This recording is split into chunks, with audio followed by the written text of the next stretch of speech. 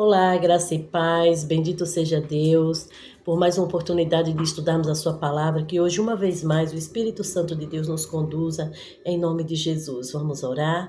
Bondoso Deus e Pai, nos acompanha no estudo de hoje, que o Teu Espírito Santo nos dirija, nos dê graça e poder do céu para fazer somente a Tua vontade. Que o Teu poder opere em nossa vida poderosamente, em nome de Jesus. Amém.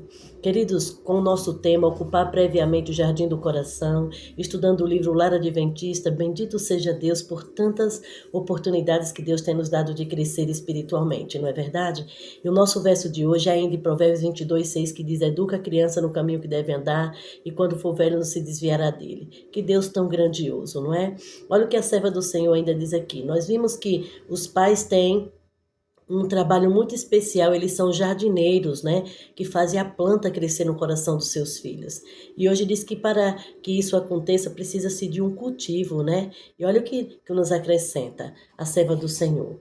O Lar Adventista, capítulo 32, página 200. Cultivando o jardim. A prevalecente influência do mundo hoje é permitir que a juventude siga o curso natural do seu espírito. E nós vemos muitas pessoas dizer que não podemos restringir, não é verdade? Porque nós vamos traumatizar. Mas não há coisa mais perigosa do que deixar as pessoas incorrer no erro de fazer escolhas à luz de sua própria escolha, de sua próprio espírito natural, não é?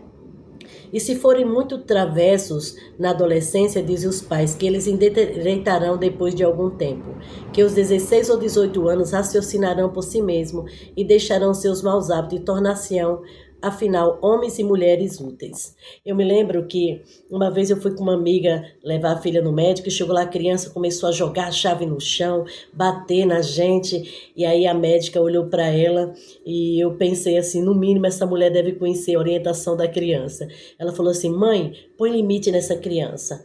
E aí ela respondeu: ah, doutora, mas ela ainda não entende. Ela disse assim: uma criança entende desde que está na barriga, você é que não está entendendo o que está acontecendo. Hoje ela bate no seu rosto e amanhã ela planeja a sua morte. Queridos, é esse o resultado de pais que não colocam limite na vida dos filhos, não é? Aliás, eu quero te dizer uma coisa: você quer ter um filho infeliz? Não restrinja-o.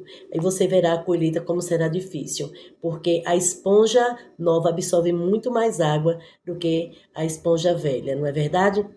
E aqui diz assim, ó, e tornar-se afinal homens e mulheres, diz assim, depois dos 16, pensam que depois dos 16, 17 anos, né, 18 anos, eles se tornarão homens e mulheres múteis. Grande erro, diz a serva do Senhor. Permite que durante os anos inimigo semeie no jardim do coração, experimenta no período do crescimento princípios errôneos e, em muitos casos, todo o trabalho posterior feito nesse solo de nada valerá. Entende? Como que realmente a colheita depende do tipo de semente que nós estamos plantando, não é verdade? E aqui diz assim: alguns têm permitido que seus filhos formem hábitos errôneos, cujas marcas podem ser vistas durante o resto da vida. Sobre eles recai este pecado. Estes filhos podem professar ser cristãos, mas sem uma especial obra de graça no coração e uma completa reforma na vida. Seus hábitos passados serão vistos em toda a sua experiência e exibirão apenas o caráter que os pais lhe permitiram formar. Você entendeu? Não é questão de gosto, queridos, é questão de caráter. E tudo aquilo que nós desenvolvemos na vida de um filho, não restringimos, um dia produzirá uma colheita. Vamos orar para que Deus nos ajude. Bondoso Deus e Pai, Tu conhece a forma e o solo que foi colocada a semente do nosso coração. Por isso nos perdoa, reconstrói a nossa história. Abençoe a mim e também os meus irmãos, em nome de Jesus. Amém.